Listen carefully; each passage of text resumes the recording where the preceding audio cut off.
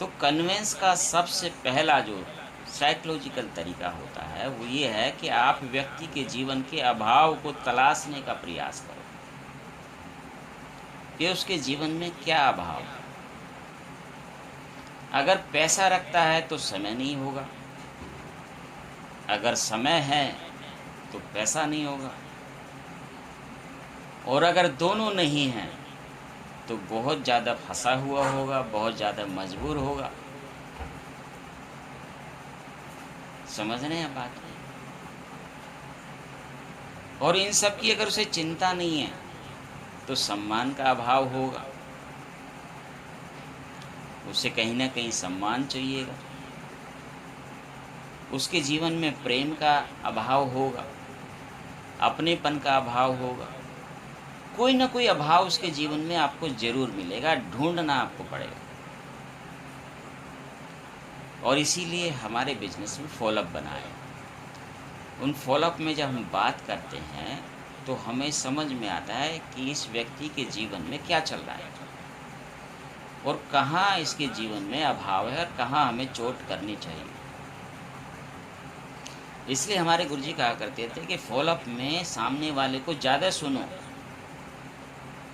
जितना ज़्यादा सुनोगे उतना वो आपको कन्विंस करने के तरीके दे जाएगा। वो बता जाएगा कि मैं यहाँ टूटूंगा, ये मेरा वीक पॉइंट है। तो सबसे पहली बात आई कि अगर आप किसी को कन्विंस करना चाहते हैं तो आपको उसका अभाव तलाशना चाहिए। और ज़रूरी नहीं है बिजनेस के लिए, जीवन के किसी भी क्षेत्र के लिए उस अभाव की अगर आप पूर्ति कर देंगे तो वो आपकी बातों से कन्विंस हो जाएगा, ये पक्की बात है। या उस अभाव की पूर्ति का आप वादा कर देंगे। समझ रहे हैं? अब दूसरी बात करते हैं, नंबर 2।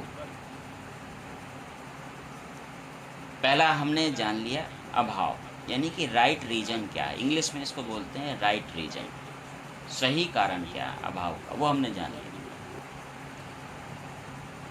कभी भी कोई व्यक्ति कन्विंस होता है तो किसी प्रभाव में होता है, मतलब कोई ऐसी चीज जो उसके जीवन में एक बड़ा परिवर्तन ला सकती है, उसका जब उसका इफेक्ट दिखेगा, प्रभाव दिखेगा, तो वो आपके साथ कन्विंस हो जाएगा, पक्का कन्विंस हो जाएगा।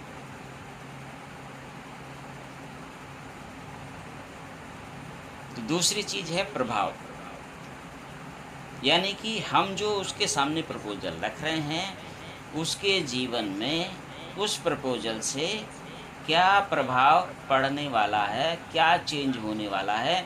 अगर ये हम बताने में सफल हो गए तो वो हमसे कन्विंस हो जाएगा। इसके लिए हमें कंपैरेटिव एनालिसिस करना पड़ेगा, तुलनात्मक विश्लेषण करना पड़ेगा कि देखो भाई, पहले आपके जीवन में क्या था, अब तक क्या है, और अब इस बिजनेस के बाद आपके जीवन में क्या बदल सकता है। ये कंपैरेटिव एनालाइज जो हम करेंगे उससे उसको समझ में आएगा कि इस बिजनेस का मेरे जीवन में क्या रोल हो सकता है, ये बिजनेस मेरे जीवन में क्या प्रभाव ला सकता है। और जब उसे समझ में आ गया कि इस बिजनेस का मेरे जीवन में प्रभाव है या हो सकता है, तो वो आपके साथ ज़रूर कन्विंस होगा, आपके साथ ज़रूर आएगा। 2 बातें आपने जान ली। तीसरी बात हम चलते हैं, बात करते हैं तीसरी बात है, इसको बोलते हैं इंग्लिश में स्पेशल अट्रैक्शन, यानी कि विशेष आकर्षण। कोई व्यक्ति बहुत ज्ञानी है, पद भी उसके पास अच्छा है, पैसा भी है, अब आप उसे कैसे कन्विंस करोगे बताओ मुझे। उसे कन्विंस करना बड़ा कठिन है, क्योंकि जीवन के हर पहलू को वो चख चुका है, उसके पास हर चीज़ का इलाज है। मतलब उसके पास पैसा भी है, उसके पास पद भी है, उसके पास नॉलेज भी है, रसूख भी है, फिर कैसे कन्विंस करोगे? तो इसके लिए हमारे गुरुजी बताया करते थे कि जो तीसरा साइकोलॉजिकल कारण है वो है स्पेशल अट्रैक्शन। ऐसे व्यक्ति का आप स्पेशल अट्रैक्शन ढूंढो कि उसका स्पेशल अट्रैक्शन है कहाँ, खास आकर्षण क्या कहाँ है, विशेष आकर्षण कहाँ है, क्या है उसके जीवन में, विशेष क्या है। जो उसके जीवन में विशेष है, अगर वो आपने मुहैया करा दिया, वो आपसे कन्विंस हो जाएगा, ये पक्की बात है। बहुत से लोग हैं, पद रखते हैं, पैसा रखते हैं, दर्शक रखते हैं, लेकिन कभी स्टेज पे चढ़ाने का मौका ही नहीं मिला, किसी ने माइक ही नहीं दिया उन्हें, और आप अपने वेन्यू सेमिनार में उन्हें स्टेज पे चढ़ा दो, सम्मान दे दो। उनको क्या लगेगा? अरे वाह यार, कोई तो है जिसने मुझे समझा, मुझे जाना। तो हमें ये ध्यान देने की ज़रूरत है कि जब हम किसी को कन्विंस करते हैं और ऐसा व्यक्ति है जो कन्विंस होने में बहुत समय ले रहा है, तो हम उसका स्पेशल अट्रैक्शन ढूंढने का प्रयास करें कि कहाँ उसका खास आकर्षण है, बस वहीं पे पिंच करें। अब चलते हैं चौथे बात की तरफ। 3 मैंने आपको बता दिए, अभाव में, प्रभाव में, स्पेशल अट्रैक्शन में व्यक्ति कन्विंस हो सकता है। चौथी चीज़ क्या है? इसको अंग्रेजी में बोलते हैं सोशल एक्सेप्टेशन, मतलब सामाजिक झुकाव या सामाजिक स्वीकार्यता, ऐसे मान लो। बहुत सारे लोग जब कन्विंस होते हैं, जब देख लेते हैं कि समाज के बहुत सारे लोग भैया करने लगे हैं, तब हमें भी कर लेना चाहिए।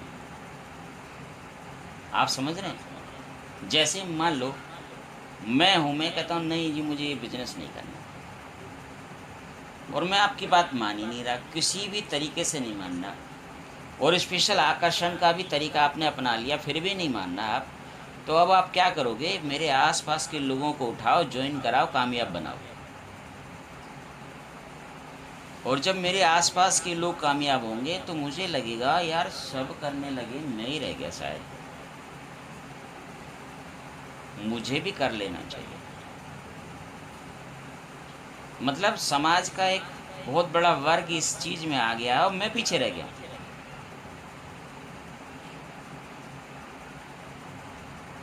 तब ऐसी स्थिति में मैं कन्विंस हो जाऊँगा, बोला हाँ यार सबकी ज़िंदगी बदलती है, ये तो बात सही है।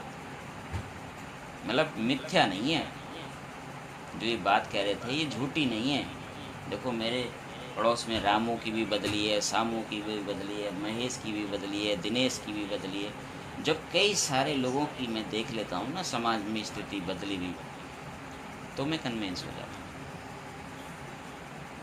फिर मुझे किसी तरह का कोई उत्तर चाहिए ही नहीं, ऑटोमेटिकली मेरे माइंड ने एक्सेप्ट कर लिया कि भैया मुझे भी इस लाइन में जाना है। और हम सब उन्हीं में से हैं, हम जितने यहाँ बैठे हैं हम उन्हीं में से हैं, क्योंकि हमने दूसरे लोगों को नेटवर्क मार्केटिंग में बड़ा करते देखा, उनको सफल बनते देखा, तो हम उनसे प्रभावित हुए और हमारे मन में जिज्ञासा ही यार हमें भी नेटवर्क मार्केटिंग करनी चाहिए यार, कुछ हो या ना हो, यहाँ से कम समय में हम ज़्यादा सफलता ले सकते, हम भी इसी दायरे में। जो लोग अपने आप इस बिजनेस में आए हैं, मैं उनकी बात कर रहा हूँ, आप समझ रहे हैं? चलिए अब 5वीं बात करते हैं। 5वां ऐसा क्या कारण है कि हम कन्विंस होते हैं? इस कारण को बोलते हैं दबाव में, यानी कि प्रेशर में, या कह सकते हैं स्पेशल अथॉरिटी में।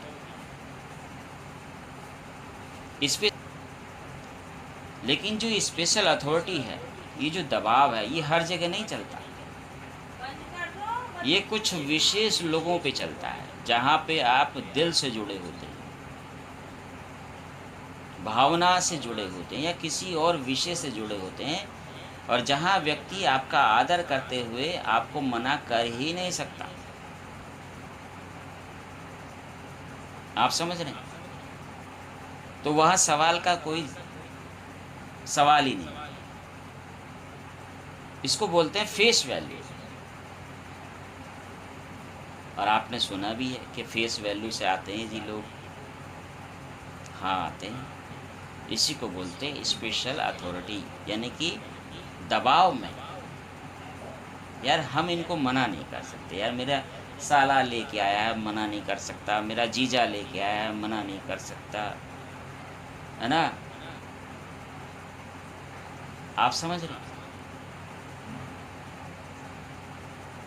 तो मैंने आपको 5 बातें बता दी जिसकी वजह से व्यक्ति को हम कन्विंस कर सकते हैं या व्यक्ति कन्विंस हो सकता है। अब छठा विषय क्या है, छठी बात क्या है, क्योंकि समय होता जा रहा है ना, तो जल्दी जल्दी कर लेते हैं। तो जो छठी बात है, छठा जो विषय है साइकोलॉजी का, उसे कहते हैं जिज्ञासावश। जिज्ञासा में, जिज्ञासा समझते हो? क्यूरियोसिटी, जिज्ञासा।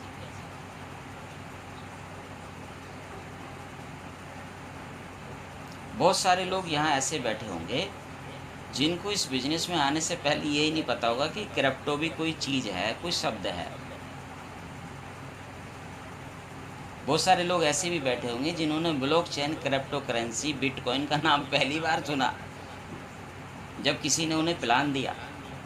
अच्छा, कितने लोग हैं ऐसे जिन्होंने पहली बार ये नाम सुना? देखो कितने लोग, बताओ। तो जब पहली बार कोई अटपटा सा विषय आया, अटपटी सी चीज़ आई, अटपटी सी कोई टेक्नोलॉजी आई, और पता चला कि यार इस टेक्नोलॉजी पे कुछ बड़ा किया जा सकता है, तो जिज्ञासा हुई ना, जानने की, करने की जिज्ञासा हुई। तो तुरंत आदमी ने एक्शन ले लिया, बोला कुछ भी हो हम करते हैं यार इसको। ज़्यादा समय नहीं लगा उसको कन्विंस करने में। लगा क्या? नहीं लगा ना? तो हमें ये ध्यान देने की ज़रूरत है कि जब कोई भी प्रोस्पेक्ट है, देखो कि उसकी जिज्ञासा कहाँ शांत हो सकती है। जहाँ उसकी जिज्ञासा शांत हो सकती है वहाँ पे उसे आगे कर दो। आपको हर लीडर की जिज्ञासा को ध्यान में रखना पड़ेगा कि क्या लीडर, कौन सा लीडर क्या चाहता है भाई, और उसके लिए क्या ज़रूरी है, ये आपको ध्यान रखना पड़ेगा। ऐसी प्रोस्पेक्ट का भी होता है, प्रोस्पेक्ट की भी जिज्ञासा होती है अपनी। एक व्यक्ति पढ़ा लिखा है और आप उसको कह रहे सर आपने अभी तक क्या किया 20 साल में, वो मन में बताया क्या बोलेगा, अच्छा सही कह रहा भाई, हमने तो कुछ किया ही नहीं। लेकिन वहीं आप कह दें कि सर आप तो बड़े पढ़े लिखे हैं, बड़े समझदार हैं, लेकिन मैं इस बात को जान के हैरान हूँ कि आप 20 साल में भी एक अच्छे मुकाम पे नहीं पहुँच पाए, ऐसी क्या मिस्टेक हुई, मैं भी जानना चाहता हूँ, आपसे क्या ऐसी गलती हुई। तो देखो फिर पूरा इतिहास खोल के रखेगा आपके सामने, अरे सर वो ये था, वो था, ऐसा था, वैसा था। बोला सर यहाँ तो ऐसा नहीं है ना, यहाँ तो आप वो सब कर सकते हैं जो आपके मन में है, जो रह गया आपसे। सोचिएगा फिर, क्या तो सही रहे हैं प्रमोद जी यार। बोला ठीक है, अच्छा बताओ कैसे करना होगा। बोला सर वो तो बाद की बात है, आप सिर्फ ये मन बनाओ कि आप शुरू कर रहे हैं। करना कैसे, उसके लिए सिखाने को बहुत सारे लोग पूरे। बोला यहाँ की दुनिया अलग है, यहाँ का ज्ञान अलग है, यहाँ के तौर तरीके अलग हैं, यहाँ के नियम अलग हैं, यहाँ के एथिक्स अलग हैं। पहले वो सब सीख लो, जिंदगी में मज़ा ही मज़ा। तो जो समझदार व्यक्ति आपके साथ आए उसको ये समझा दो कि सर आपकी नॉलेज से हमें कोई आपत्ति नहीं है, आपके रसूख से भी हमें कोई आपत्ति नहीं है, आपके पैसे से भी हमें कोई आपत्ति नहीं है, लेकिन यहाँ के नियम कुछ और हैं सर।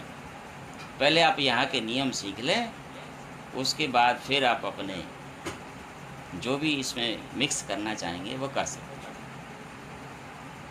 तब तक के लिए आपको सिस्टम को फॉलो करना पड़ेगा। अगर आपने ऐसा कह दिया तो उसे पहले दिन ही समझ में आ जाएगा कि भाई मुझे यहाँ के नियम पालन करना है, और समझदार व्यक्ति तुरंत समझ जाता है।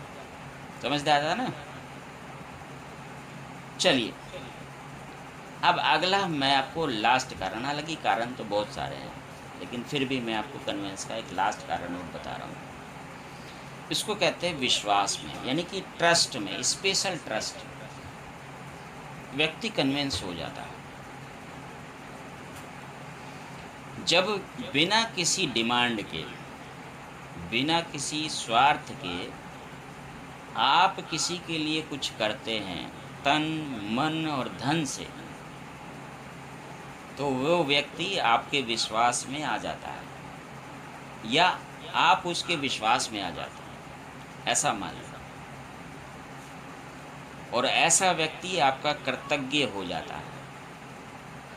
और फिर अगर आप उससे कोई विषय रखते हैं तो वो चाहकर भी आपको मना नहीं कर सकता, क्योंकि उसका बिलीव आप में है कि यार आपने बिना किसी डिमांड के, बिना किसी एक्स्ट्रा एफर्ट्स के आपने उसकी मदद करी, आपने उसका सहयोग करा, तन मन और धन से किया, और आप उसके साथ हमेशा खड़े रहे जब उसे ज़रूरत थी, जब उसके साथ उसके अपने नहीं खड़े थे, तो आप उसके लिए ट्रस्टवर्दी हैं। एक शब्द है ना हमारे सिस्टम में, ट्रस्टवर्दी है हमारा सिस्टम। तो जब आप ट्रस्टवर्दी हैं तो वो आपकी बात को बिल्कुल भी मना नहीं करेगा, किसी भी रीजन से मना नहीं करेगा।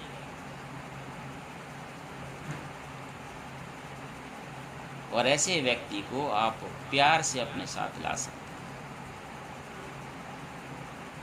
आप समझ रहे हैं?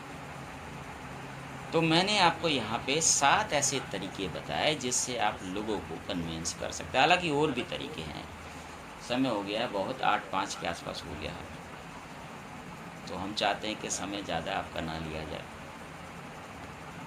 तो मैं यहाँ विराम लेता हूँ, लेकिन मैं आपको अब सुना